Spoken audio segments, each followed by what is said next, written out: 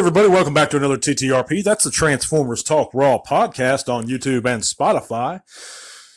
If you'd like, you can click the various links in the description below. There you can find us on Facebook and join our Facebook group. There you can chat bots with us, share your own channels or pages, whatever you like. We'd be real glad to see you guys there. You can also leave us a tip on our coffee if you enjoy the content. You can follow us on Twitter. You can even visit our change.org down there in the link and sign that petition to get rid of you-know-who doing you-know-what. And if you don't know who and what, well, I have other videos talking about that, and there's also a brief summary provided when you click the link. But I appreciate you guys listening today. Thank you so much for being here. I have a real interesting subject to talk about, in my opinion anyhow. We're going to, not really summarizing an episode of the old Sunbow cartoon series, but just my thoughts on it, talking about it a little bit.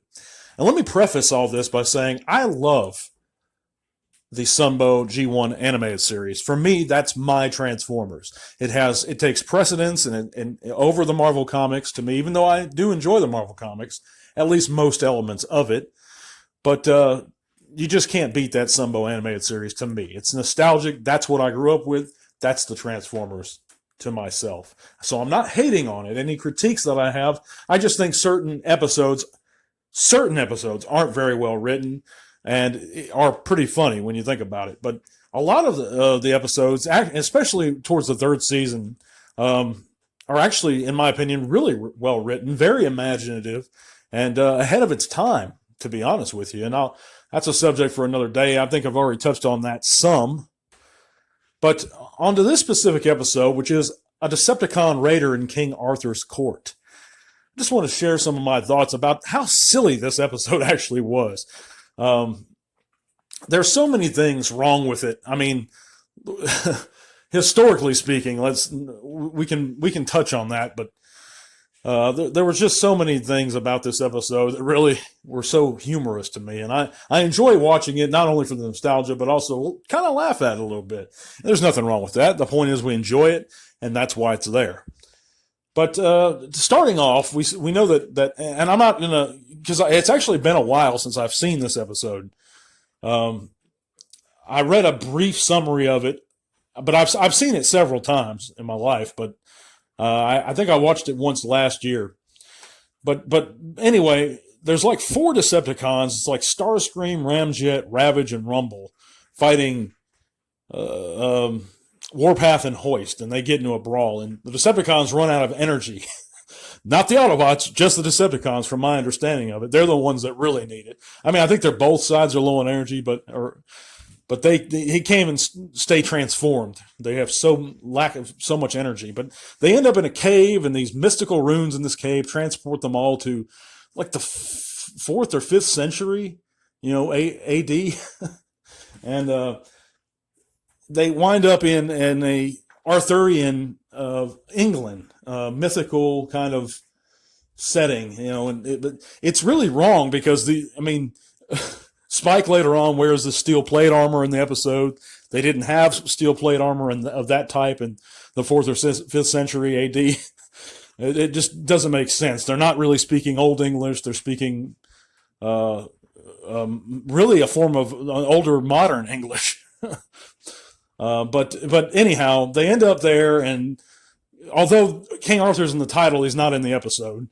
But I don't really, like I said, I don't really want to summarize it. I just basically the Decepticons need Energon so much, and there's just a lot of weird and silly things that happen in this episode. Like there's a guy on horseback that gets like straight up bitch punched by Ramjet, and he's okay. And Ramjet himself, he collides with the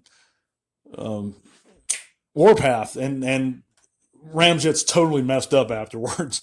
Warpath's fine, which is silly to me because yes, you can make the argument it's a tank versus a jet, but I mean let's think about it for real. I mean, yeah, a tank's probably better constructed than a jet, but Ramjet's specific thing is smashing into shit, and and let's think about it. If an F-14 or 15 hits a tank, is the tank going to be okay in real life? Is it really going to be all right? But aside from all that, he's a mini bot. But anyway, Warpath. But anyway, I digress. there's we know that the Decepticons need energy so bad, so Starscream decides to start sending them out for energon or the basic raw processes to make. I think it's gunpowder they're trying to make or establish some kind of some kind of primitive magnetic current to kind of power the Decepticons. But basically, they end up needing like potassium nitrate, which they realize they can get from bird shit. So he sends out Rumble to collect bird shit. Bird shits on Starscream. Rumble's carrying it back to the castle. They've got them a castle, and it's really a messed up episode.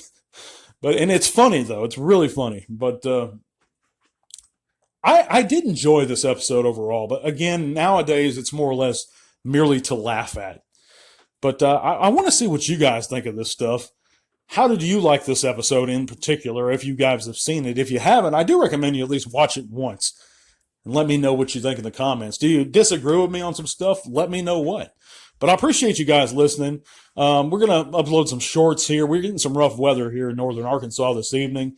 But tomorrow I'm going to be off work finally, so I'll be able to focus on the channel a little bit more. We are also going to have the giveaway live stream tomorrow evening, so please, for those Kingdom Core class figures. So if you can, tune in tomorrow evening at 5:30 Central Standard Time, right here on T-Talk Raw, and then you can get yourself a Kingdom Core class Soundwave or Optimus if you don't have one yet. I'm not shipped at my expense, guys, so just show up. But I thank you guys for listening so much. God bless. I'll see you on Wednesday. Till all are one.